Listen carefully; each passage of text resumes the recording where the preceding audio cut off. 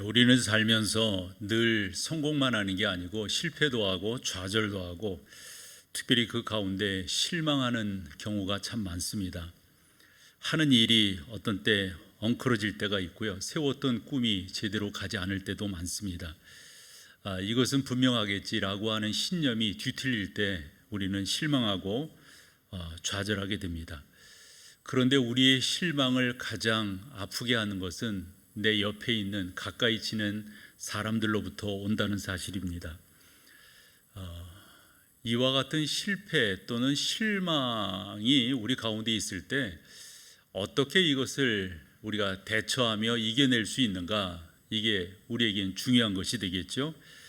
실망을 어떻게 다루는가. 그래서 오늘 저는 모세라고 하는 사람을 여러분들이 소개하면서 그는 광야 40년간 이스라엘 백성들을 이끌어가면서 사람들에게 얼마나 많이, 우리식으로 요즘 말하는 거 사람들에게 되었다 이런 말 하잖아요.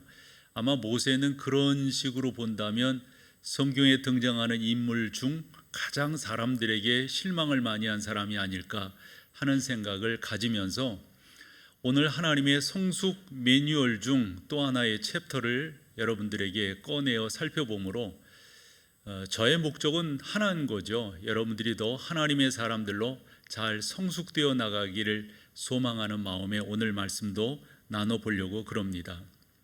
중요한 것은 성공하는 것도 중요하지만 실패했을 때, 실망했을 때 그것을 내가 어떻게 다루느냐, 이게 무엇보다도 중요하다라고 생각합니다. 저도 이제껏 목회를 해오면서 성공만 있었던 건 아니잖아요. 실패도 있었고 좌절도, 실망도, 낭망도, 특별히 이제 사람들, 성도들을 이렇게 만나는 이러한 자리이다 보니까 성도들과의 만남 속에서 적지 않은 실망들을 할 때가 왜 저라고 없었겠습니까? 중요한 것은 이와 같은 것을 어떻게 우리가 다루느냐 하는 것인데요. 한 번 더 말씀드리면 오늘 저의 설교를 통해서 저는 이런 부분들은 여러분들이 하지 않으셨으면 좋겠어요 라는 것과 이 부분은 이렇게 해 주십시오 라는 권면과 부탁을 드림으로 저의 설교를 이끌어 가려고 그럽니다. 출애굽한 이스라엘 백성들을 살펴보면 참 물이 늘상 문제였던 것을 알 수가 있습니다. 처음 출애굽해서 홍해바다, 그 많은 그 물이, 그 바다가 그들을 힘들게 했다면 얼마 가지 않아서 마실 물이 없어서 그들을 실망시키고 있는 것을 보게 됩니다. 뿐만 아니죠. 이스라엘 백성들이 광야를 지날 때 얼마나 많은 목마름이 그들 가운데 있었습니까? 그것이 늘상 그들을 실망 가운데로 이끌어 갔습니다. 짐승들도 마실 물이 없었을 거예요. 사람은 더더욱 그랬을 거고요. 이럴 때 이 원망하고 불평하는 이스라엘 백성들을 모세는 어떻게 다루었는가 참 관심이 많고요. 우리도 이 세상을 살아가면서 가까운 사람들에게 실망했을 때 믿었던 사람에게 흔히 배반이라고 그럴까요? 이런 것들을 당했을 때 어떠한 태도를 취해야 할 것인가, 오늘 말씀이 여러분들에게 크게 도움이 되기를 바라고 그 도움이 여러분들을 더더욱 성숙이라고 하는 퀄리티 있는 삶으로 이끌어가 주시기를 간절히 소망합니다. 설교 노트를 보면 큰 대지가 3개가 있고요. 두 번째 대지에는 5개의 소대지가 있습니다. 그와 같은 내용들을 여러분들이 소개할 때 특별히 두 번째가 중요한데요. 앞선 3가지는 하지 말아야 될 거고요. 뒤에 4번째, 5번째는 여러분들에게 권면하는 말씀이 될 겁니다. 그래서 첫 번째 큰 대지로 가보면은 이런 거 있잖아요. 늘상 우리가 성공만 하는 건 아니죠. 세상 말로 호사다마라는 말을 쓰는데요. 좋은 일이 있은 후에 안 좋은 일이 오게 된다, 이런 세상적 말이기도 하죠. 그런데 신앙적인 면에서도 보면 이 업다운이 적지 않게 있다고 하는 걸 알게 됩니다. 이러면 된 줄 알았고 그러면 신앙적으로 승리한 줄 알았는데 그게 아닌 거 있잖아요. 지난번 살펴본 것처럼 열왕기상 18장에서 엘리야는 그 갈멜산 전투에서 그 제단을 쌓고 승리한 사람이었는데 18장과 19장에서 이 사람이 달라도 변해도 바뀌어도 이렇게 변하고 달라지고 바뀔 수가 있을까 할 정도로 아주 나락으로 떨어지는 엘리야를 만났잖아요. 그렇듯이 우리 가운데는 늘상 좋은 일만 있는 것은 아닙니다. 실패가 우리 가운데 있다고 하는 것을 여러분들이 좀 더 기억을 하자 하는 겁니다. 근데 이게 신앙적으로 맞는 것은 우리는 이런 표현들을 하거든요. 십자가 없는 부활은 없다. 그렇죠? 고난 없는 영광은 없는 거예요. 그러니까 하나님이 이와 같은 과정들을 통해서 성공했을 때도 마찬가지고 실패했을 때, 특별히 실망했을 때 우리가 어떠한 태도를 취하느냐, 이게 무엇보다도 중요합니다. 하나님은 종종 이와 같은 과정을 우리로 하여금 걷게 하셔서 우리를 성장시키시는데 25절에 봤더니 그들을 시험하실세 이러셨어요. 여기 시험하실세라고 하는 이 단어가 나사라고 하는 단어를 썼는데, 이 단어의 의미를 좀 더 집중해 보면 어떤 사람이라든가 어떤 물건이 진짜인가 아닌가를 구별해내는 방법이 바로 시험이다 하는 겁니다. 사람은 종종 역경 가운데 있을 때 어떻게 이겨내는가, 그걸 보면서 그 사람의 됨됨이를 살피게 되지 않습니까? 성숙한가 아닌가는 그 사람이 위기를 만났을 때 어떤 태도를 취하느냐, 누구도 다 실망할 수밖에 없는 그런 과정인데, 그 믿는 사람은 어떤 태도를 취하는가, 이게 무엇보다도 중요할 거예요. 출애굽기 14장에서 홍해바다를 건너죠. 15장 앞부분에, 오늘 본문 앞부분에서 모세가 중심이 되어가지고 영광의 찬양을 하나님께 올립니다. 그리고 이어서 미리암 여동생이 중심이 되어서 소구를 치면서 하나님을 찬양합니다. 말인즉슨 이렇게 찬양하던 이 이스라엘이 오늘 본문 22절부터 마라라고 하는 곳에 도착해 물이 없는 거예요. 게다가 물이라고 만났는데 웬걸 먹을 수 없는 쓴물인 겁니다. 이럴 때 어떤 태도를 취하느냐, 이게 참 중요한데, 당시 이스라엘 백성들은 이러할 때 모세를 원망하고 우리가 마실 물이 없는데 어떡할 거냐라고 따지고 들었습니다. 일반적인 거라고 생각을 해요. 그래서 먼저 이런 말씀도 드려보고 싶은데, 적어도 여러분들이 예수 그리스도를 구주로 영접하고 그분이 내 삶의 주인이라고 하는 사실을 여러분들이 확실히 믿고 나간다면 실패했을 때 여타 사람들처럼 원망하고 불평하고 투덜대지 마십시오, 요 말이에요. 하나님께서 이 과정을 통해서 나에게 원하시는 또 하나의 그분의 계획하심이 있으니까 이것을 잘 견뎌내자 하는 겁니다. 실망은 여러분의 어떤 면에서든지 다 다가올 수가 있는데요, 그럴 때 여러분들의 태도가 중요한 거예요. 하나님은 여러분들을 그렇게 성숙시키시기 위해서 현대판 마라를 여러분들에게 예비하셔서 지나가게 하고 계시고요, 또 혹여 여러분 중에는 그 자리에 계신 분도 계실 거예요. 이럴 때 우리가 어떻게 해야 될 건가 참으로 중요합니다. 한 번 더 정리를 한다면 늘상 성공만 있는 건 아닙니다. 성경에 나오는 많은 사람들을 보면 성공과 실패를 거듭 체험하고 경험하게 됩니다. 우리 또한 별 수 있겠어요? 마찬가지죠. 중요한 것은 그런 때 어떠한 태도를 취하는가.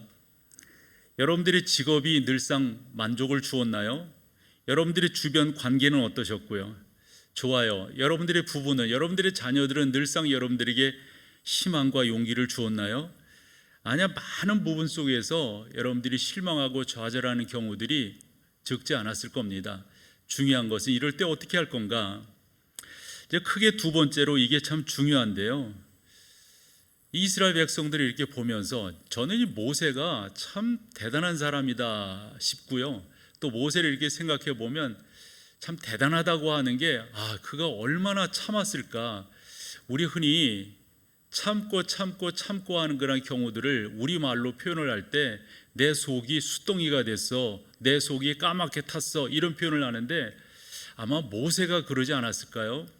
사실 모세는 40년간 바로 궁에서 컸잖아요. 그도 남자니까 왜 정치적 야망이 없겠어요.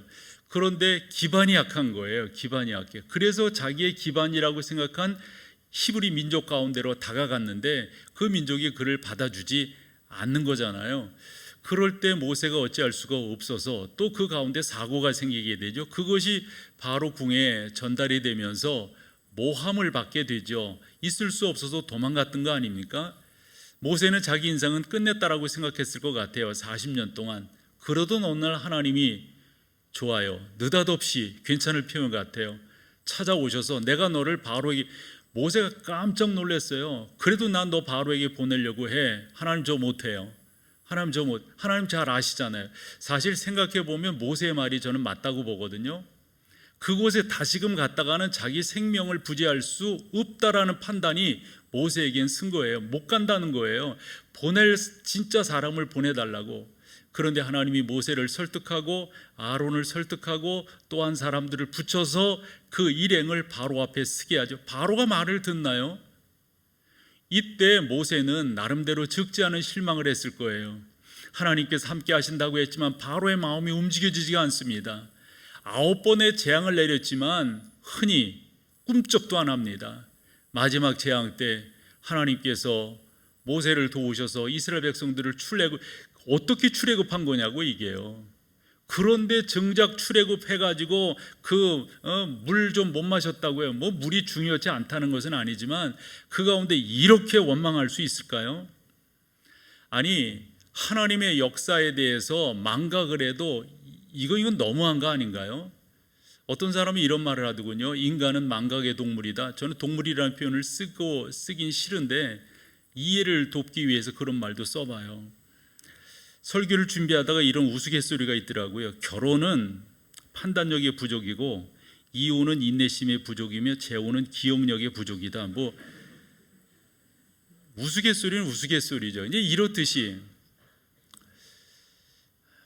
딸아이의 출산을 이렇게 보면서 야, 대단하다 하는 생각을 가졌던 게 그 아이가 그러는 거예요.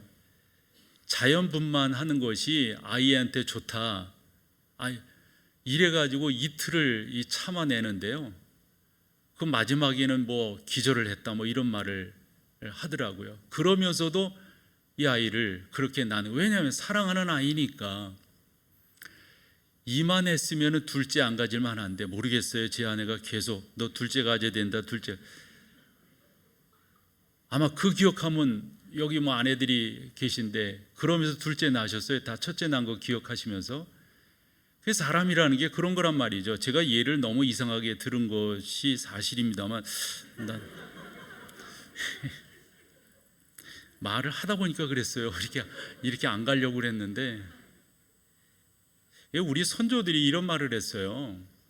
하도 사람들이 있는 것을 잘하니까 망각을 잘하니까 은혜는 물의 색이고 원수는 반대지요, 여러분. 반대죠. 근데 사람들은 그렇게 한단 말이에요. 그렇게. 사실은 물의 색이 될 게 뭐고 돌의 색이 될 게 뭐예요? 일반 사람들이 생각하는 거와 반대로 해야 되잖아요. 이 사람이 너무 잊어버리는 게 많기 때문에 24절에 보면 백성들이 그래요. 어떻게 해서 그 자리까지 왔는데 모세에게 따지고 듭니다. 원망하였다고 그랬습니다. 원망했다고. 왜 데리고 나왔냐 이거죠. 아니, 자기들 거기 살 수 없다고 그렇게 했었잖아요. 그래서 여기까지 오게 된 거잖아요. 그거 다 잊어먹은 거예요. 우리가 무엇을 마실까? 아니, 이제까지 마실 거 다 허락을 하셨는데 요거 못 참아가지고 그래서 시간을 계산을 해봤더니 홍해바다를 건넌 시간과 마라에 도착해서 지금 이 불평하는 시간이 어느 정도 되냐, 오늘 읽은 말씀에도 나와 있죠. 사흘 정도 되었어요. 시간상으로 보면 몇 시간입니까 여러분? 사람은 그렇게 망각하는, 홍해를 가르신 하나님이시라고 한다면 더 귀한 물을 주실 것을 왜 못 믿는 거죠? 10가지 재앙을 내리셔서 그 가운데서 우리를 구원해내신 하나님이시라고 한다면 이것 또한 해결하실 것이다 라는 것을 못 믿을 정도로 사람은 망각하는 거란 말이에요. 그래서 지금부터 5가지를 말씀드리려고 하는데 앞선 3가지는 여러분들이 이렇게 하시면 안 되는 거고요. 마지막 2가지는 하시면 되는 건데, 하시지 말아야 될 것 중에 하나가, 우리는 어떤 상황 가운데 이렇게 딱 들어가 보면 너무 감정이 앞서요. 우리가 요즘 뭐 뉴스라든가 이런 데 보면 표현이 이렇더군요. 팩트 체크 이런 표현들을 하잖아요. 사실이 어떤가에 대해서는 아랑곳하지 아니하고 감정이 앞서서 로마서 12장 14절에서 사도 바울이 이렇게 말을 했습니다. 여러분을 박해하는 사람을 축복하십시오. 축복하고. 왜 이런 말을 했을까요? 여러분, 박해하는 사람을 어떻게 축복하고 저주하는 사람을 어떻게 축복할 수가 있어요? 이게 사람들이 하나님께서 나에게 어떻게 은혜를 베푸셨는가를 잊었기 때문에, 망각했기 때문에 이름을 못한다는 거거든요. 그래서 바울이 하는 말이 그런 말인 거죠. 우리는 어떤 상황 앞에서 좀 더 사실을 이렇게 확인하려고 하지 아니하고 감정이 앞서서, 모세가 아마 감정이 앞섰다면 이렇게 말해, 좋다, 너희들 종 되었을 때 하나님께서 역사하셔서 지금 이 자리까지 왔는데 그럼 다시금 그쪽으로 갈 거야? 다시금? 아마 모세가 사람들의 반응에 그대로 감정적으로 모세도 했다면 그렇게 말을 했을 만한데, 모세는 그렇게 하지 않았던 거죠. 우리도 이 세상을 살아가면서 화날 때가 있잖아요. 승질날 때가 있고요, 실망할 때가 있고요. 여러분, 그 가운데 내가 실패했을 때, 그럴 때 어떻게 할 거냔 말이에요. 이럴 때 여러분들이 하셔야 될 것은 좀 더 하나님의 말씀 가운데서 나 자신을 한 번 더 사실적으로 들여다보는 것, 너무 감정에 휩싸이지 않는 것. 두 번째로 여러분들이 하시지 말아야 될 것은 되풀이하는 겁니다. 또 하고 또 하고. 이 말이 무슨 말이냐면 우리말로 긁어부스럼 만든다 그러잖아요. 자꾸 그거 끄집어내고 또 끄집어내고, 그래서 자꾸 힘들어지는 거죠. 상처라고 하는 것은 보면 볼수록 아픈 거잖아요. 더 커지고 말이죠. 욥기서 5장 2절에서 이런 표현을 썼어요. 두 종류의 사람을 이야기하는데, 미련한 사람, 그 다음에 어리석은 사람. 미련한 사람은 어떻게 하는 겁니까? 자기의 분노 때문에 죽는다는 거. 어리석은 사람은 자기의 질투 때문에 죽는다는 거예요. 왜 우리가 어리석은 사람, 미련한 사람이 되어야 하겠어요? 그러지 말자는 거죠. 그래서 사도 바울은 에베소 4장 31절에 모든 악독과 걱정과 분노와 소란과 욕설은 모든 악의와 함께 어찌하라고요? 버려라. 그런데 저도 그렇고 여러분들도 그렇고, 이게 과연 이게 가능하냐고요? 되냐고요? 그런데 가능하다고 하는 것에 우리가 한 표를 던지자고요. 그러면 또 질문, 어떻게 가능한데요? 그게 어떻게 가능해요? 나로서는 불가능해요. 나로서는. 그래서 모세가 한 것을 보면 하나님께 간구합니다. 하나님께 부르짖습니다. 여기에 비밀이 있는 거예요. 여러분들이 여러분들을 스스로 제어할 수 있다고요? 저는 아니라고 봐요. 힘들다고 봐요. 혹여 잠깐 제어했다 할지라도 그게 또 살아나는 거예요. 살아나요. 여기서는 사람들이 있으니까 점잖게 아닌 척하고 그러지만 집에 가서는 아마 어렵게 하겠죠. 이러면 안 되는 거죠. 전 바울이 한 말이 참 의미가 있는데, 4장 31절에서 모든 악독과 걱정과 분노와 소란과 욕설은 함께 버려라 이런 거거든요. 근데 여기 소란이라고 하는 말이 있잖아요. 소란. 이 소란이라고 하는 게 뭐냐면, 참 이게 우리가 살아가면서 종종 경험하게 되는 것일 수 있는데, 여타 사람들의 비방이에요. 여타 사람들이 이러니 저러니 말하는 겁니다. 참 이게 힘들더라고요. 저도 목회를 이렇게 해나가면서 사실에 근거하지 아니한 어떤 말들, 이게 또 안 들리면 좋은데 들리잖아요. 그러니 저러니 말이 있잖아요. 그럴 때 어떻게 해야 될 것이냐 하는 겁니다. 우리는 그럴 때 또 그것을 내 마음에 차근차근 마치 시루떡 쌓듯이 이렇게 하지 말고, 되풀이하지 말고 그것을 그저 내버려 두자 하는 겁니다. 세 번째로는, 그렇게 하면서 너 그렇게 말했어, 너 가만 놔두지 않을 거야, 이런 표현이 있잖아요. 이것을 좀 더 좀 점잖게 이야기하면 원한을 품지 않는다, 이런 거가 되겠죠. 우리가 실망한 어떤 일이 있으면은 그것에 대해서 한 번 더 따져보려고 그러고, 그 사실이 긴가 아닌가를 따진 다음에는 그것에 대해서 안 좋은 식으로 이야기하면 안갚음이고요, 조금 더 점잖게 이야기하면 원한을 갚으려고 하는 게 인지상정이라 생각을 합니다. 그런 우리들을 향하여서 사도 바울이 뭐라고 말을 했냐면, 에베소서 4장 26, 7절, 이건 같이 한번 읽어보죠. 시작. 화를 내더라도 죄는 짓지 마십시오. 해가 지도록 노임을 품고 있지 마십시오. 악마에게 틈을 주지. 그래서 바울이 너무도 잘 안 거예요. 잘 안 거예요. 근데 여러분, 우리가 이 세상 살아가면서 어찌 화를 안 낼 수가 있겠어요? 다 화내는 게 일반적인 거잖아요. 그런데 어떻게 이런 것들을 삭히느냐, 이게 무엇보다도 중요한 거죠. 어떻게 삭히느냐. 예수님도 성전에서 그 못되게 강도의 구려를 만든 사람들을 향하여서 채찍을 만드셨고요, 상을 엎으셨어요. 그리고 만든 채찍으로 그들을 치셨어요. 그러며 역정을 내셨어요. 이 악한 놈들아, 너희가 하나님의 전을 강도의 구렬이라는 말이 뭐예요? 소굴로 만든다는 말이잖아요. 여러분, 우리는 살아가면서 이렇게 역정을 낼 수가 있습니다. 근데 중요한 것은 성경이 맞는 거예요. 혹가다 사람들이 이런 말 하죠. 우리가 쉽게 들을 수 있는 말이기도 한데요. 막 이렇게 몸이 뿌듯 뿌지 이러면서 하는 말이, 어제 잠자리가 좀 사나웠어. 왜 그러신데요? 모르겠어. 뭘 몰라요, 모르기는요. 이걸 풀지 못해서 그런 거예요. 잠자리가 사나웠다는 말이 뭔 말이에요? 그 생각하고 또 생각하고 또 생각하고 그러면서 힘들어한 거 아니겠어요? 우리가 이렇게 지내다 보면 그것을 풀어낼 수가 없습니다. 욥기 18장에 가보면 수아 사람 빌닷이 욥에게 와서 그런 말을 합니다. 18장 4절에서 6절인데요. 같이 한번 읽어보실까요? 시작.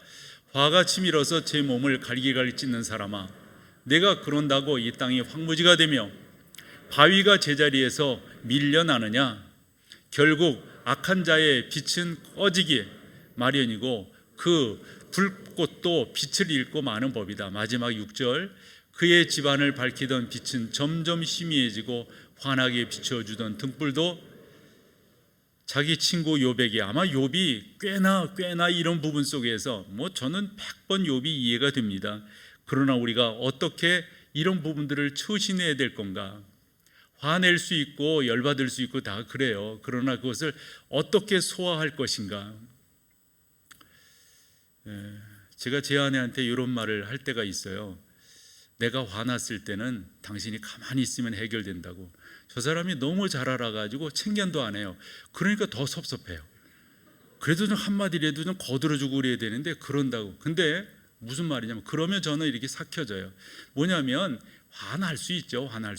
그러나 그것을 우리가 어떻게 해결하느냐, 이렇게 하는 것이 무엇보다도 중요한데, 요즘에 새벽 시간에 고린도 후서를 큐티를 하면서 성도들과 같이 성경을 보면서 오늘 본 성경이 고린도 후서 6장 1절에서 13절이에요.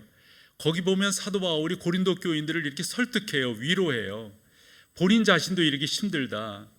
바울이 5장에서 보면 그 8절, 그 또 7절 이런 데 보면 네 가지로 자기 어려움을 이야기해. 자기는 우겨싸임을 당하였고 거꾸로 트림을 당하였고 자기는 이런저런 면에서 너무도 힘들다라고 하는 이런 표현들을 써요.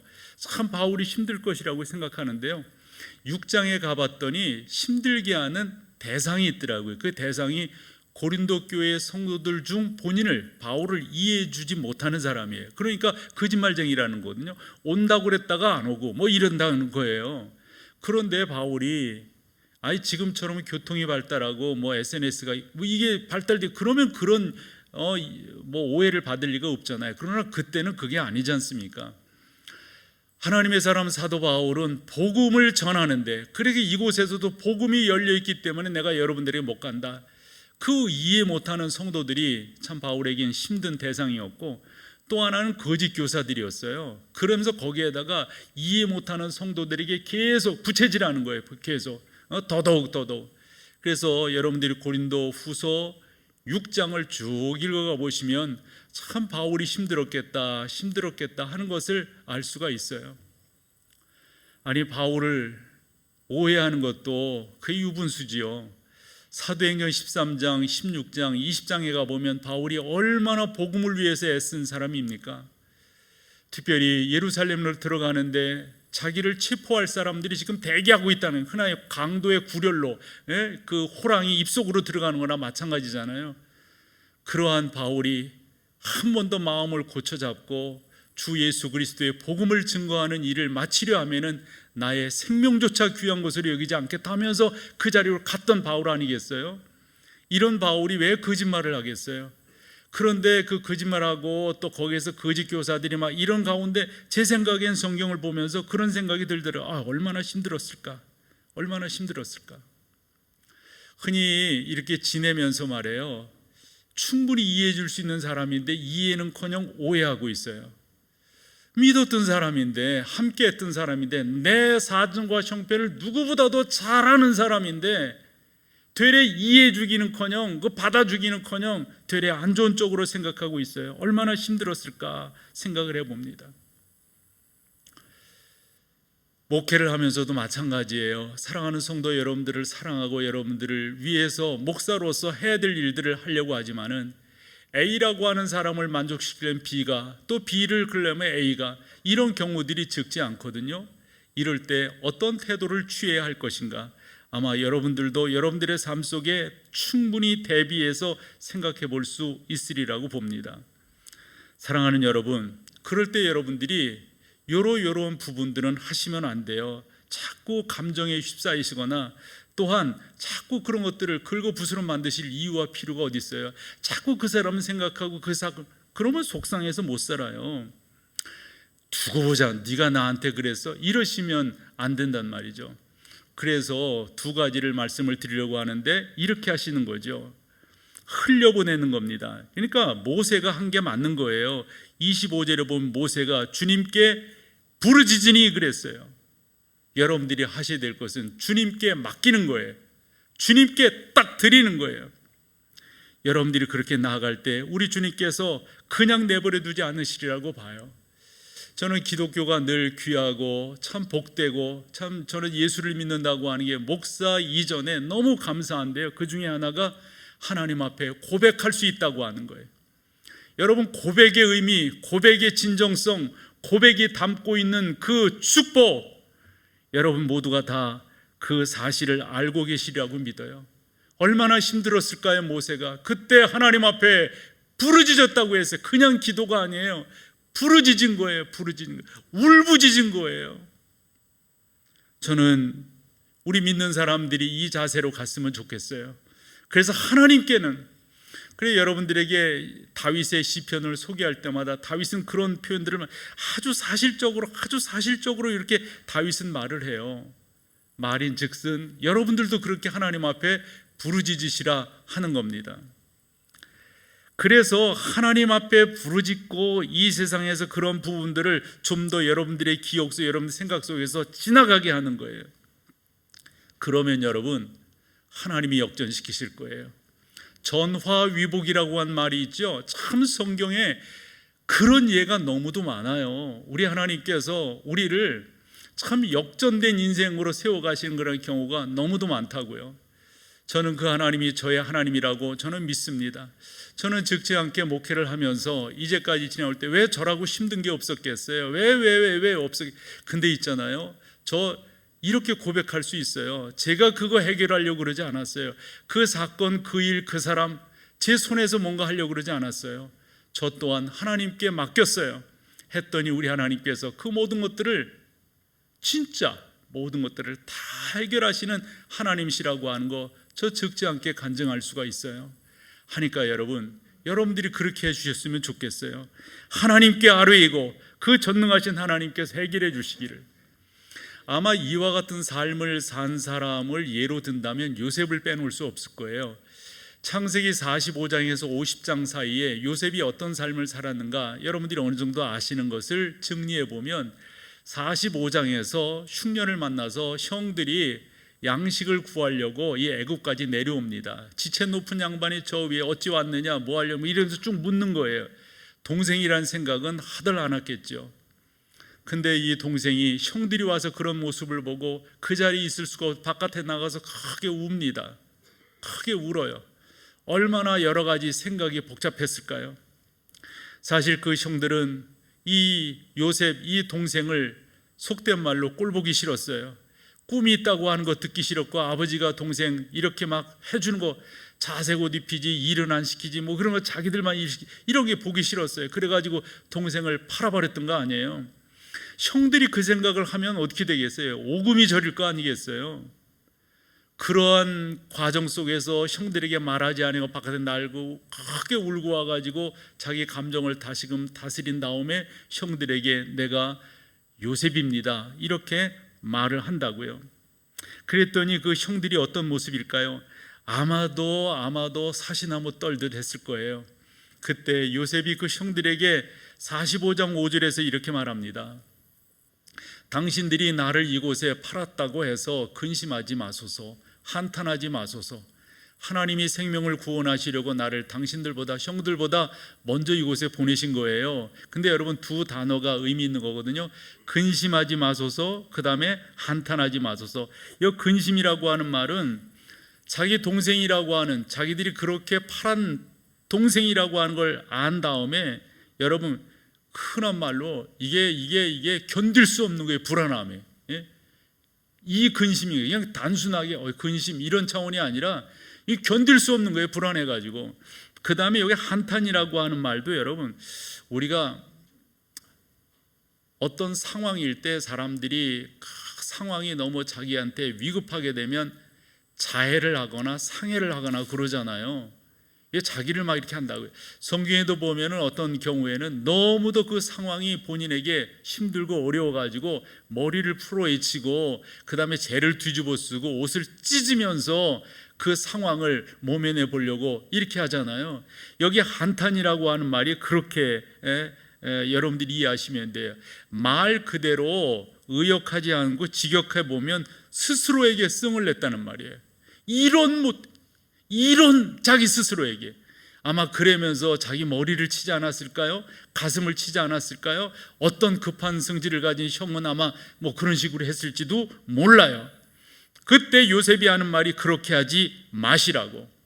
하나님께서 우리의 생명을 구원하시려고 나를 형들보다 이곳에 먼저 보낸 것이니까, 이러면서 일단락 마무리가 되고 형들이 그곳에서 잘 먹고 잘 살게 돼요. 그러면서 창세기 50장으로 가보면 또 한 번의 문제가 형들 가운데 등장하게 됩니다. 아버지가 돌아가신 거예요. 아마 이런 생각을 했던 것 같아요. 저 요셉, 아버지가 살아계시니까 저렇게 있지, 아버지 돌아가셨으니까 아마 숨겼던 발톱을 드러낼 거 아닌가. 그때 요셉이 다시 한번 형들에게 말하는 것이 창세기 50장 18절에서 21절에 나옵니다. 간추려 보면 이런 거예요. 그 형들이 요셉 앞에 와가지고 엎드려가지고 우리를 살려달라고, 너 혹시 그런 마음, 그때 요셉이 나 절대 그런 마음 없다고. 그러면서 요셉이 뭐라고 형들에게 말하냐면, 형, 그런 말이 되냐고. 내가 하나님을 대신할 수 있냐고. 형들 내가 헤아려 했다면 뭐 제가 그걸 각색을 해보면 벌써 했을 건데, 나는 하나님을 믿는 사람이기 때문에 그렇게 안 한다고. 그러면서 뭐라고 말하냐면, 내가 여타 사람들에게 은혜를 입히듯 형들에게도 은혜를 입힐 거고, 형 절대 걱정하지 말 것은 내가 형들을 그렇게 대접했듯이 형들의 자녀들, 즉 나에게 조카들도 내가 책임질 거라고. 성경을 읽어보면 이렇게 돼 있어요. 당신들은 두려워하지 마소서. 내가 당신들과 당신들의 자녀를 기르리이다. 책임지겠다는 거예요. 조카들도 책임지겠다는 거예요. 성경이 이것을 왜 기록하면서 요셉을 띄우기 위해서, 요셉을 영웅 만들기 위해서 이것을 기록했을까요? 우리 보고도 그렇게 살라는 거죠. 그러면 어떻게 그렇게 살 수가 있어요? 나를 힘들게 한 내 주변의 사람들, 나에게 아픔을 준, 뭐 좋아요, 부모일 수도 있고요. 요즘 뭐 이상한 부모들도 있고 다 그러더구만. 부부관계도 이상한 관계가 있고 말이죠. 이 자식들도 그 말썽 피우는 그런, 아마 그 부모 가슴에 그 못을 박는 거 아닐까요? 우리 주변의 관계 속에서 이렇게 힘들게 하는 그런 사람들이 우리 가운데도 적지 않을 거라고요. 그럴 때 우리가 어떤 태도를 취할 것인가? 여러분 스스로 여러분들이 성자가 될 수 없어요. 모세가 한 것처럼 하셔야 돼요. 어떻게 해요? 하나님께 부르짖어야 돼요. 부르짖어야 돼요. 그러면 그 하나님께서 여러분들을 해결해 주실 줄로 믿습니다. 하나님 도와주세요. 하나님 붙들어 주세요. 은혜를 베풀어 주세요 라고 말이죠. 살아가면서 이런저런 감정적으로 힘들게 하는 그러한 경우들을 우리가 적지 않게 만날 거예요. 성도들 가운데 직장생활하는 분들이 계시잖아요. 거기서 관계들을 맺고 있잖아요. 그 관계가 다 좋을 리는 없으리라고 봐요. 특별히 직위가 올라가면 올라갈수록 힘들고 어렵고 경쟁관계이니까, 내가 죽지 않으면 내가 죽어, 내가 죽어야 내가, 이런 식의 약육강식이 팽배하게 있는 여러분들의 삶의 현장이니까요. 혹여 이렇게 말하는 분도 계시지 않을까 싶어요. 저보고 목사님은 모른다고, 직장 생활을 해봤냐고, 난 그 말을 안 했으면 좋은데 그런 말을 해요. 그럼 나는 뭐라고 말하겠어요? 난 모른다고. 사실 그런 부분 들어서는 조금 알지만 그 실제적인 건 난 모른다고. 너무 우리는 경쟁사회에, 너무 심각한 경쟁사회에 우리가 살아가고 있습니다. 이럴 때 어떻게 하면 좋을까요? 어떻게 하면 될까요? 여러분들의 힘으로 해결하려고 그러지 말아요. 모세가 한 것처럼 하셔야 돼요. 어떻게 해요? 하나님께 부르짖어야 돼요. 하나님께. 지난 주일에도 소개해드린 찬송인데 539장입니다. 너 예수께 조용히 나가 내 마음을, 나 이게 해결책이라고 봐요. 내 마음을 쏟아놓으라. 늘 은밀히 보시는 주님 큰 은혜 여러분들이 그런 은혜를 베푸실 거예요. 우리가 신앙을 가졌다고 하는 게 뭐예요? 그래서 25절 한 번 더 여러분과 같이 한번 읽어볼게요. 25절 보여줘 보세요. 그때 모세가 여호와께 부르짖자 여호와께서 그에게 나무 토막 하나를 보여주셨습니다. 그가 그것을 물에 던지니 물이 달게 되었다. 근데 여러분 이거 이상하지 않아요? 무슨 그 나무 토막이 뭔데요? 그래가지고 이것을 좀 더 확대 재생산해서 이 나무 토막이 곧 예수 그리스도의 십자가다 뭐 이렇게 설교들을 하는 분들이 계세요. 저는 거기까지 나가는 건 조금 무리라고 봐요. 나무 토막이 예수 그리스도의 십자가 이게 아니고요. 저는 이렇게 보는 것이 마땅하다고 봐요. 창세기 22장을 통해서 깨닫게 되는 건데요. 아브라함이 아들 이삭을 모리아산에 그렇게 번제로 드립니다. 딱 칼을 들어 하려고 할 때 하늘에 소리 있었죠. 아브라함아 멈춰, 내가 너를 안다. 그럴 때 아브라함의 눈에 뭐가 들어왔어요? 수풀에 걸려있는 양이 보인 거예요. 아니 생각해봐요. 일에 갈 때 그 양이 멀쩡한 놈이 뛰어와가지고 그거 뒤로 받아가지고 그 수풀에 걸린 거예요. 그 양은 애초부터 미리부터 거기에 걸려 있었어요. 안 보여. 그게 안 보여. 그 나무 쪼가리 계속 있었어요. 그런데 그게 안 보여요. 여러분들이 하나님께 부르짖고 하나님의 성품에 다가갈 때 전능하신 하나님께서 어떤 때는 하찮은 것 같은 것이 여러분들에게 존귀하게 보일 때가 있을 거예요. 그건 아니었어요. 그거 아무것도 아닌데 이런 것이 여러분 가운데 너무도 소중하게 다가올 때가 있을 거예요. 여러분 그 신앙을 여러분들이 가지세요. 모세가 여호와께 부르짖자, 그게 언제냐면 그때 저도 여러분들 앞에 그렇게 나가기를 소망해요. 그렇게 하니까 하나님께서 그것을 해결해 주시고 더 큰 은혜를 주시는데 그게 마지막 27절입니다. 27절 같이 한번 읽어보죠. 시작. 그들이 엘림에 이르니 거기에 물샘 12과 종려나무 70그루가 있는지라 거기서 그들이 그 물 곁에 아멘 이런 은혜가 여러분 가운데 있는 줄로 믿습니다. 그래서 여러분들이 하나님 앞에 그렇게 헌신하고 그분을 바라보고 그분의 인도하심을 소망하며 나아가실 때 우리 믿죠? 그 하나님, 살아계신 하나님.